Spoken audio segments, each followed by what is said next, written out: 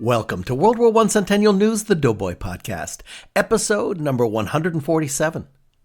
The Doughboy Podcast is about what happened 100 years ago, during and after the war that changed the world. And it's not only about then, it's also about now.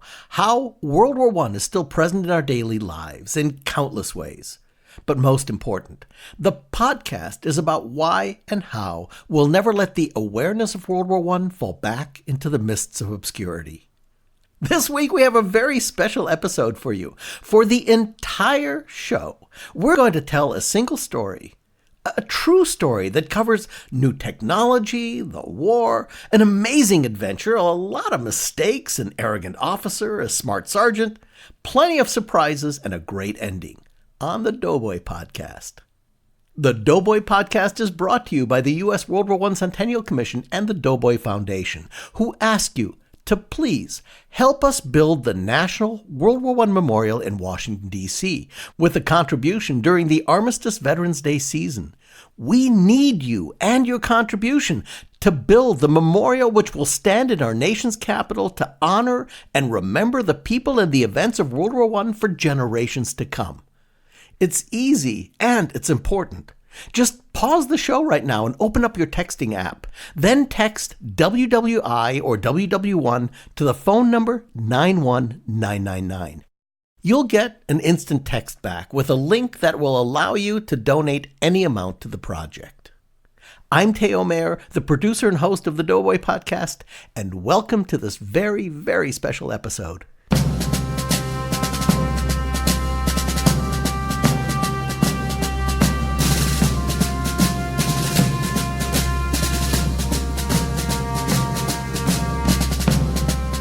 There is an iconic World War I picture. The picture shows Sergeant Roy C. Holtz of Chippewa Falls, Wisconsin, and he's riding through a European city on a Harley Davidson. Yeah, a Harley.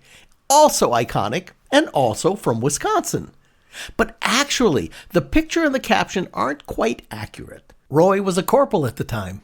That's Belgium in the picture, not Germany. But the story's true. It's real and more amazing than the simple assumption. Our good friend, citizen historian and author, Rob Laplander, wrote a researched account of this story, what actually happened, intended for high school students. Well, Rob has generously given us permission to read the story to you on the Doughboy Podcast, and we have the whole thing for you today on the eve of the 101st anniversary of the events. Here is the unabridged, First into Germany, Sergeant Roy Holtz, and he did it on a Harley, by author Robert Laplander. Part 1? Yep, that's me.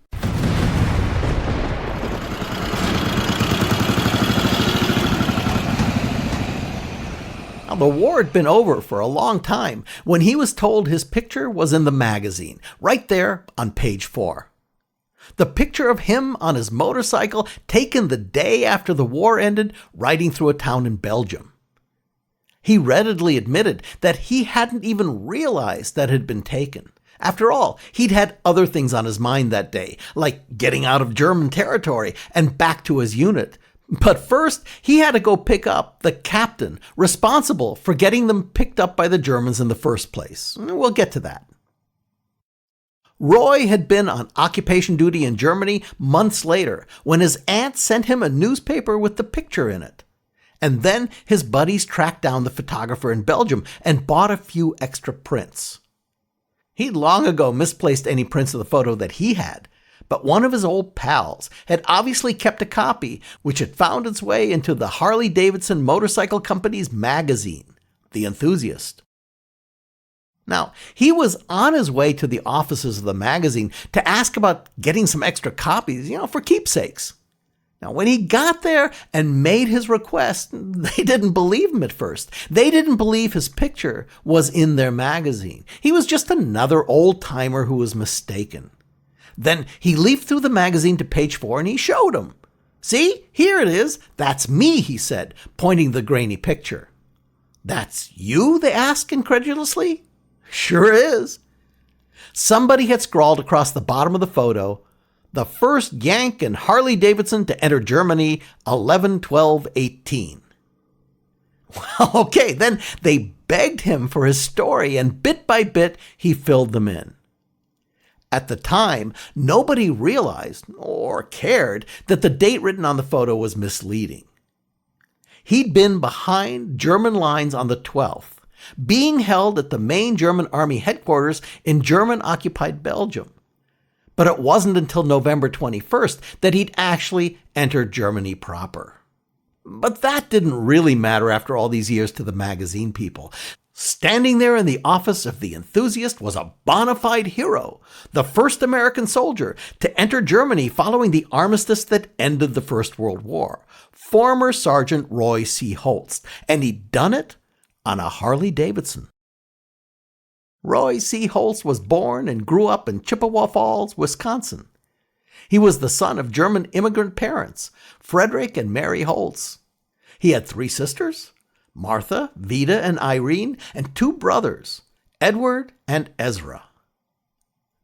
German was naturally spoken around the house, therefore all the Holtz family grew up bilingual.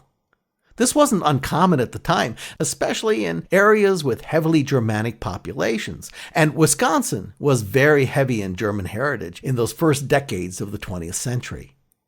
Outside of that, the Holtz boys grew up like any other boys at the time, fishing, swimming in the summer, hunting, doing chores around the house, and playing the new national pastime game of baseball.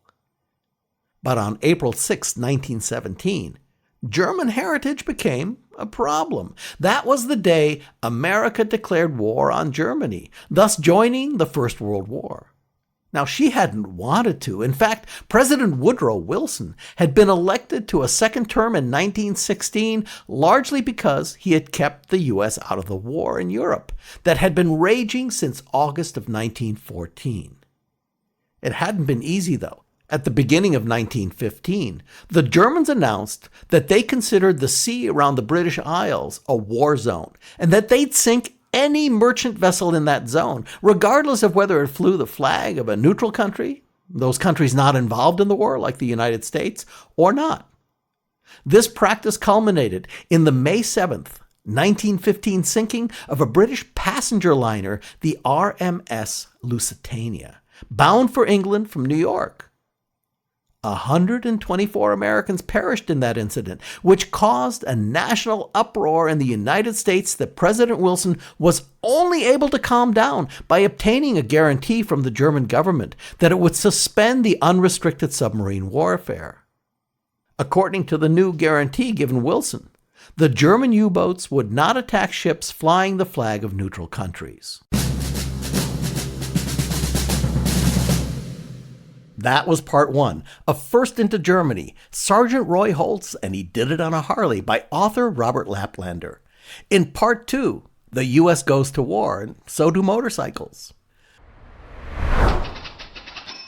Part 2 is titled, It's Off to War.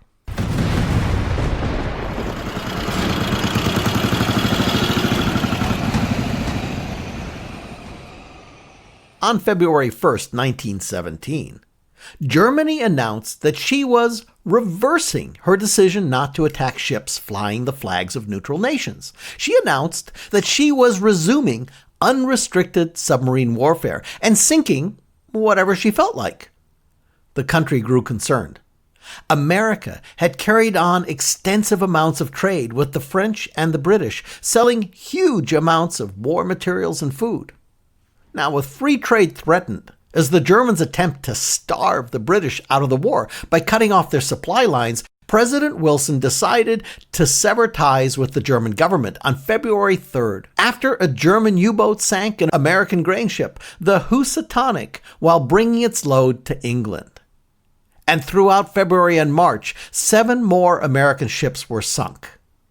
But the final straw came when a telegram was uncovered, which had been sent by Alfred Zimmermann of the German Foreign Office in Berlin to the German ambassador to Mexico, proposing an alliance be struck between the Mexican and the German governments against the United States. In this alliance, Germany would provide military support to Mexico, who stood a chance to gain back sections of Arizona, New Mexico, and Texas, which had once been part of Mexico.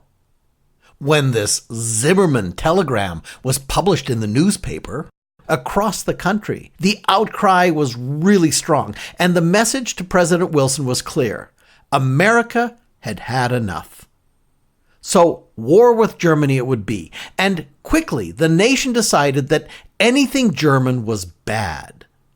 Suddenly, some kids stopped playing with the other kids who had German names, and some families in a community were shunned if they spoke German in public.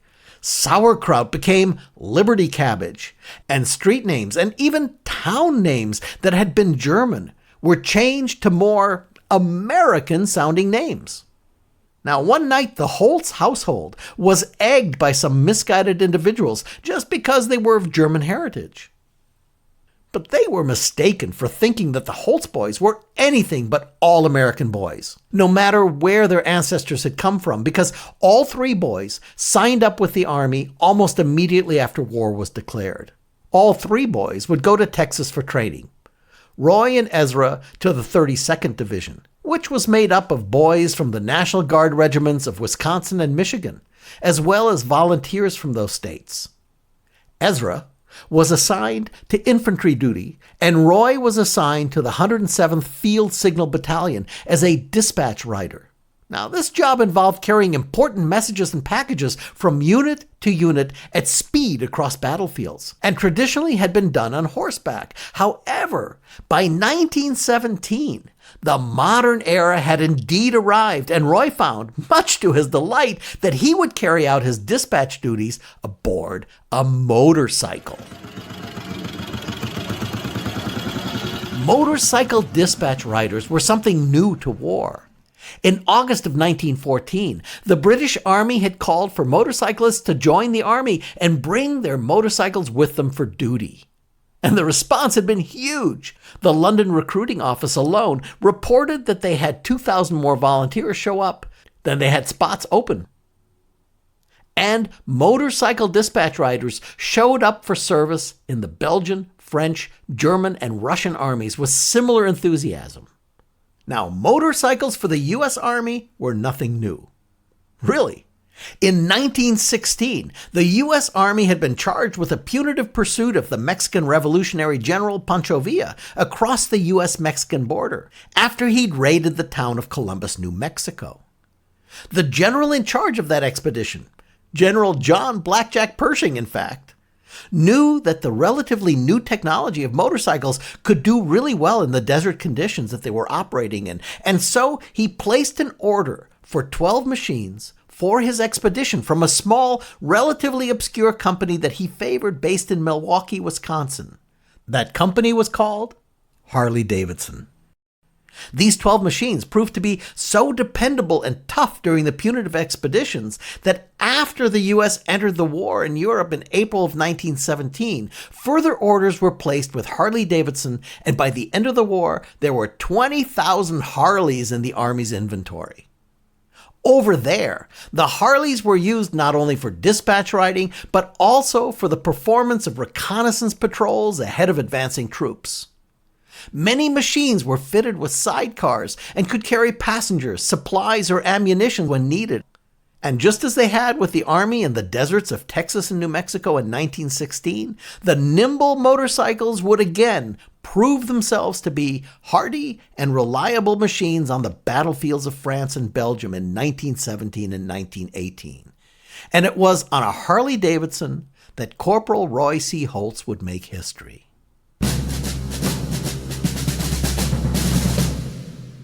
That was part 2 of First into Germany, Sergeant Roy Holtz, and He Did It on a Harley, by author Robert Laplander. During part 3, Roy Holtz learns how to ride a motorcycle, and he saves his brother's life. Part 3, Rolling with the Red Arrow.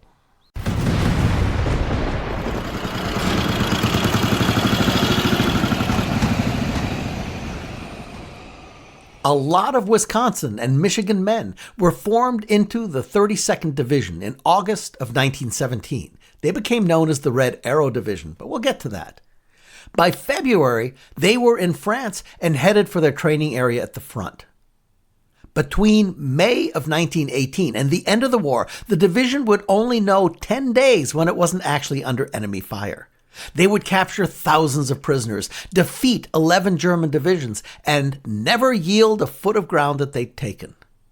They also earned the French nickname of Les Terribles, the terrible ones, for their fierceness in action. Now, it was in one of the very first battles that Corporal Roy Holtz saved his brother Ezra's life. In the hours after the battle, Ezra lay in the mud of the battlefield, wounded and poisoned by mustard gas. Ezra was sure that he was going to die before any medics could find him, as he didn't have enough breath to yell out to them because of the gas that he'd inhaled. Then, lying there, he heard the distinctive, familiar put-put-put-put-put-put-put of a slow-moving motorcycle. Now, Ezra knew that Roy drove a motorcycle with the 107th Field Signal Battalion, and he also knew that he'd been working in the same area during the battle. Could this actually be his brother? When they were boys, back in Chippewa Falls, the brothers had developed a particular sounding loud whistle. They used it to keep contact with each other out in the woods so they wouldn't get lost. Now, while Ezra didn't have enough breath to yell out loud, he did have enough breath to whistle, which he did. Suddenly, the put-put-put-put of the motorcycle stopped, and Ezra whistled again. Only minutes later, there was Roy, plodding over to him with his goggles pushed up on the furry part of his aviator cap above the dirt-smeared face. And before long, Ezra was in a hospital recovering from his wounds, and Roy was back out on the muddy roads of France, speeding across the battlefield with more important messages. After he got out of the hospital, Ezra transferred to the 107th Field Signal Battalion as well, and became one of the motorcycle mechanics. The 32nd Division gained real fame during the massive Meuse-Argonne offensive. Planned by General Pershing to be the war-winning blow against Germany, the Meuse-Argonne offensive would be the biggest and bloodiest battle in American history, ever, even until today. The battle stretched for 14 miles from the east bank of the Meuse River to the western edge of the Great Argonne Forest. The final objective was cutting off the main German rail lines north of the battlefront, which supplied all the German armies in northern France and in Belgium. All of the area was heavily fortified by the German army, and it was known as the Hindenburg Line. To try to smash through as quickly as possible, 9 divisions of the American army went over the top on the foggy morning of September 26, 1918, following a huge artillery bombardment or barrage designed to soften up the enemy. Well, the barrage only worked some, and the attacking doughboys, some 600,000 men, ran into serious resistance. In the end, the battle would last a total of 47 bloody days. In fact, running right up to the last day of the war on November 11th, 1918. 27,000 American troops would lose their lives in combat. Over 1.2 million doughboys from 22 American divisions would see action in the Meuse-Argonne. It was during the fighting that the 32nd Division earned their nickname and distinctive unit insignia, a red arrow piercing a solid line, as they were the first division to break through one of the strongest German lines on the morning of October 14, 1918. Corporal Roy Holtz and his Harley-Davidson were at the head of the attack all the way, running messages at speed and performing important reconnaissance missions, sometimes alone and other times with a passenger in the sidecar. The war was winding up towards a dramatic climax as they approached the Meuse River. The Meuse was the last large water barrier to cross, after which mostly open country led to the German border, and the U.S. Army was beginning to plan for the next move, driving the attack onto German soil. But getting across this heavily defended river was going to prove to be quite a chore.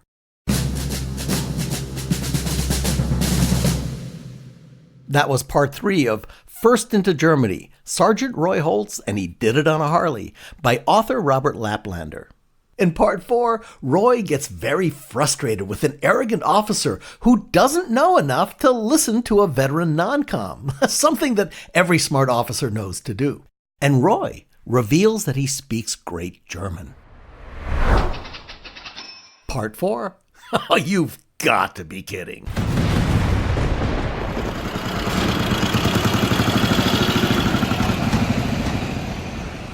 Finally, on the night of November 5th, 1918, Roy Holtz's unit, the 128th Infantry Regiment of the Red Arrow Division, crossed the bridgehead over the Meuse River.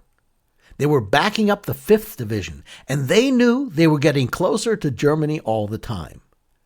Now, there were rumors of an armistice floating around, but nobody was really sure of what was going on with that.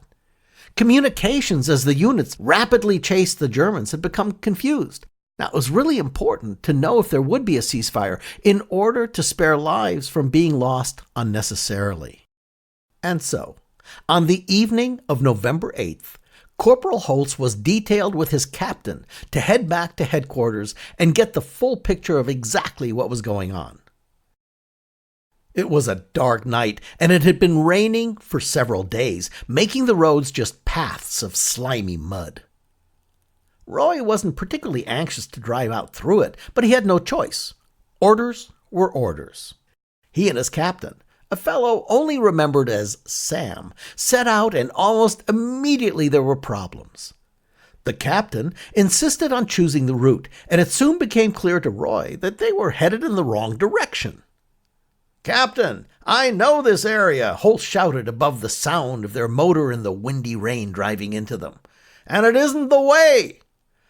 I think we're heading towards German lines, not away from them." "Don't you worry, son. I know what I'm doing. Drive on, Corporal Holtz." Disgruntled and convinced he was right, Roy nevertheless did as he was told. But after several more miles of sliding along the slimy, mud-choked roads through the rain, Holtz felt that he just had to try again. "Captain, I'm telling you, we're heading deeper into German lines. This is the wrong way, sir." "Dadgummit, Corporal. I told you I know what I'm talking about, and this is the way. Now you drive where you're told, son." Famous last words. Eventually, even for all of his certainty, after miles and miles of slipping along on terrible roads in the rain and seemingly to get nowhere, even Captain Sam had to admit they were lost. Coming to a stop as they crested a hill, at the bottom they could see the light coming from a farmhouse. Now that proved that they were nowhere near the front, that's for sure. Any light show near the front would instantly draw enemy fire. Carefully, Roy maneuvered the Harley and its bulky sidecar through the heavy rain down the slippery road to the bottom, where Captain Sam ordered him to pull up to the farmhouse and ask for directions.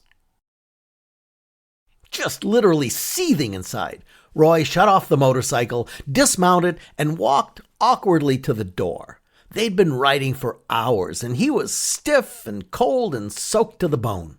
Roy pounded on the door, and soon enough it flung open. Instinctively, Roy stepped inside quickly, out of the rain, and the door slammed shut behind him. Wiping the rain from his face and adjusting to the light in the room, he looked around, and his heart just about jumped out of his mouth.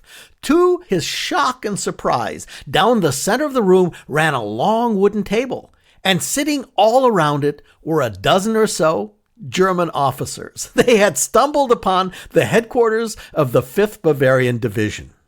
A really dispirited, "Oh, you've got to be kidding," was about all the angry corporal could get out before he was seized by a German guard and relieved of his .45 automatic pistol. Asked if he were alone, he admitted that his captain was outside waiting for him. Told to call him in, Roy later confessed that it was a fiendish delight that he did so and hollered out the open door just a crack, "Hey, Sam, come in here." No sir, no captain, no military courtesy at all. So in stomped an angry Captain Sam, whose jaw dropped plumb near to the floor when he saw what the situation was. They were now prisoners of war. "See what your blasted directions got us into?" snapped a seething Roy, but Captain Sam said nothing. Just then, a door flung open from one side of the room, and a German general stepped through, demanding to know what was going on. Told that they had just taken 2 American prisoners that had simply wandered in, the general called an orderly over and told him to go fetch the interpreter. But Roy stopped him. Das brauchen Sie nicht, Herr General. Ich spreche Deutsch. It's not necessary, General, sir. I speak German. The general officers were thunderstruck, and even Captain Sam seemed impressed. The general, smiling, assumed a kindly air and steered Roy into a side room before calling the orderly to bring in some schnapps, some fine German whiskey. Pouring out 2 glasses, he toasted Roy and started to interrogate him, asking questions about American troop positions and strength, supply conditions, battle plans, stuff like that.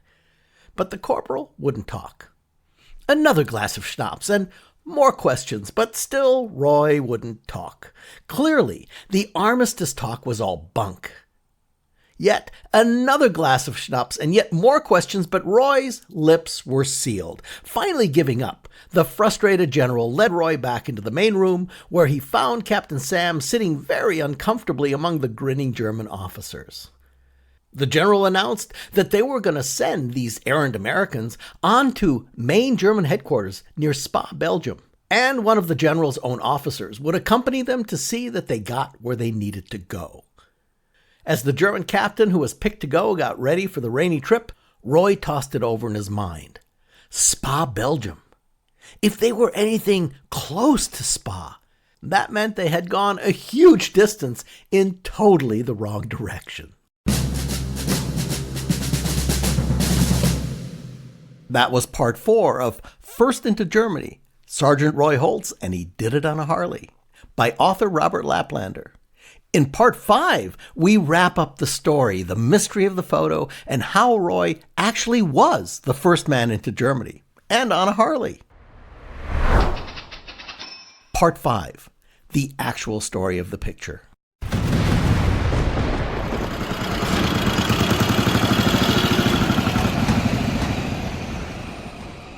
Now, having gone in the wrong direction and winding up accidentally, stumbling into a farmhouse that turned out to be the German headquarters of the 5th Bavarian Division, Roy and his captain Sam, now prisoners of war, get back to their Harley, ordered to go to the town of Spa. Roy mounts up, and Captain Sam again takes his place in the sidecar, scowling at the German officer standing next to him, who then mounts the rear luggage carrier above the back wheel behind Roy. And off they go into the rain once again, with the German officer yelling directions into Roy's ear. It wasn't too long before the German captain began to complain about the ride on the hard seat behind Roy. Every bump in the road was teeth-jarring for him. But the more the German complained, the harder and faster Roy drove, seeking out every bump and every pothole he could possibly find on the road. By the time they reached Spa, Belgium, the dawn of the 9th of November was lightening up the Belgian countryside, and the German officer was in awful shape, and the headlights on the Harley had shattered. At the German headquarters, the Americans were both interrogated this time, but neither said anything before being thrown in a jail cell together and left there. It was 2 days later when someone finally paid attention to them. A guard sauntered over to their cell on that famous morning, the 11th of November, and said that an armistice had finally been signed. Now, if it held, at 11 a.m., the war would be over and they'd be free to go back across the line to their units without any problem. Now, sure enough, just before noon, the guard came back and threw their cell door open with a smile and announced that they were free to go. The war was indeed over. However, according to the date on the picture, the two didn't leave Spa until the next day, when Roy was given back his automatic and was taken to where his Harley Davidson was being stored. It was while he was driving back through the streets of Spa to the jail to pick up his captain that a local Belgian photographer snapped the famous picture of him passing a retreating German supply column and being eyed up and down by the German soldiers. and as famous as it would eventually become. He later never even remembered the photo being taken. So, having picked up his captain once again, the two started back to their unit, which, unknown to them, was well over 60 miles away. Roy was pushing his motorcycle hard to get back, and somewhere along the way, they got off the main road and, believe it or not, got lost again. Pulling up in another little Belgian town, they stopped to ask directions of the local priest. And before they knew what was happening, the whole town had turned out to greet them as the liberating heroes, and the church bells were ringing joyfully. They were the first Americans that these people had ever seen, and the celebration surrounding them went on through the afternoon and well into the evening.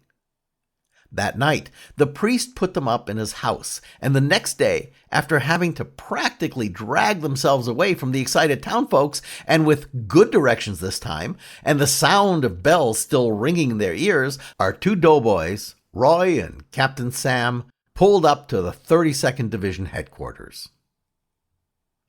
They just had time to report and clean up some before the division was on the move again, and Corporal Roy Holtz was once again in the advanced reconnaissance element, off into Germany proper.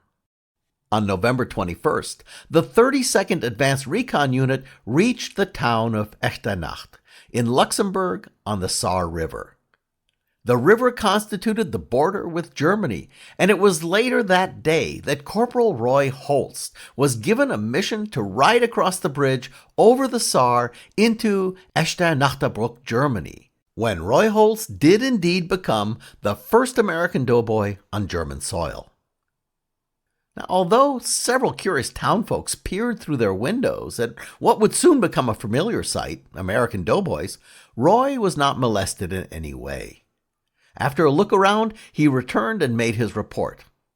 Over the next couple of days, Corporal Holtz would ferry several officers over the border to speak with German officials in anticipation of the rest of the 32nd crossing over into Germany, there to begin Army of Occupation duties.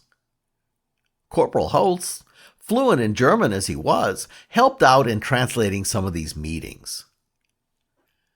On the morning of December 1st, the Red Arrow Division crossed the bridge as a whole, and by December 11th had moved forward to positions for occupation duty along the Rhine River at Koblenz, Germany.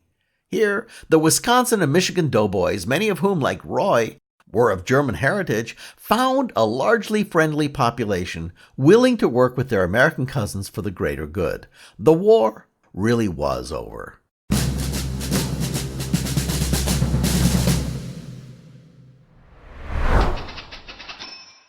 Epilogue.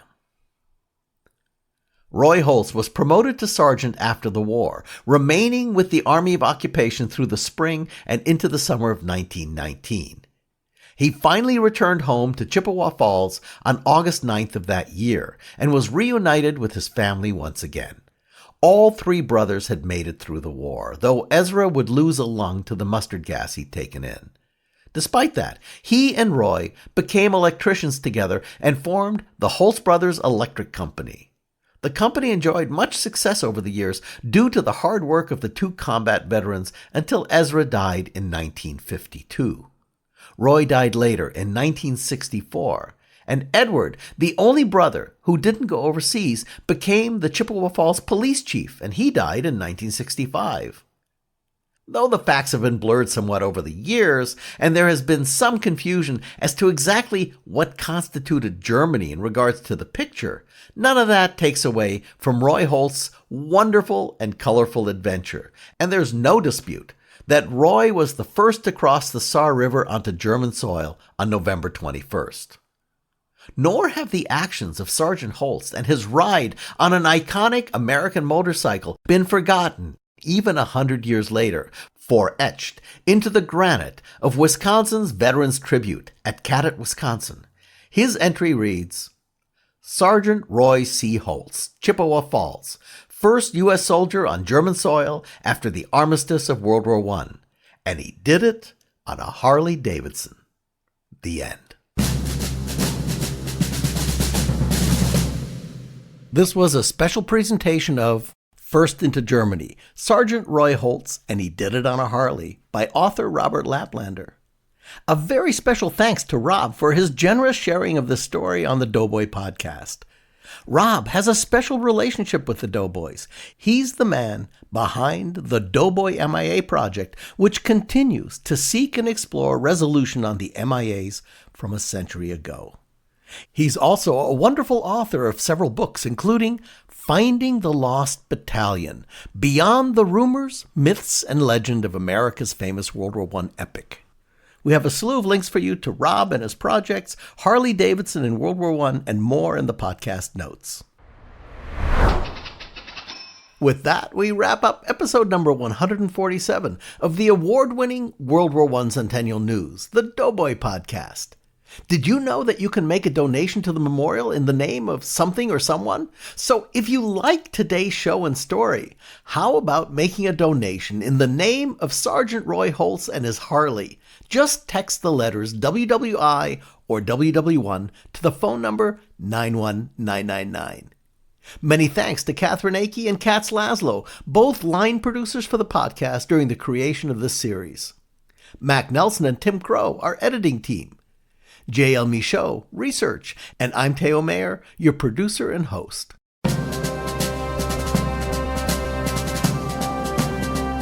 The U.S. World War I Centennial Commission was authorized by Congress in early 2013 to honor, commemorate, and educate the nation about World War I on the occasion of the centennial of the war. For over a half a decade, the Commission, commissioners, staff, and our many associates and supporters have labored to inspire a national conversation and awareness about World War I. We've brought the lessons of 100 years ago to today's educators, their classrooms, and the public. We've helped to restore World War I memorials in communities of all sizes across the country. Now, as the Commission's charter to honor, educate, and commemorate the centennial of World War I has been successfully accomplished, the full focus of the Commission is turning to its capstone mission, to build the National World War I Memorial in Washington, D.C. We want to thank the Commission's founding sponsor, the Pritzker Military Museum and Library, as well as the major contribution of the Starr Foundation. Thank you to our podcast sponsors, the U.S. World War I Centennial Commission and the Doughboy Foundation. The podcast and a full transcript of the show can be found on our website at ww1cc.org/CN.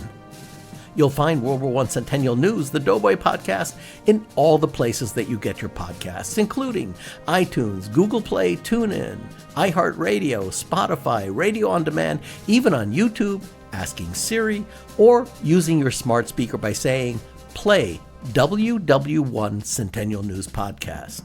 The Commission's Twitter and Instagram handles are both at WW1CC, and we're on Facebook at WW1 Centennial.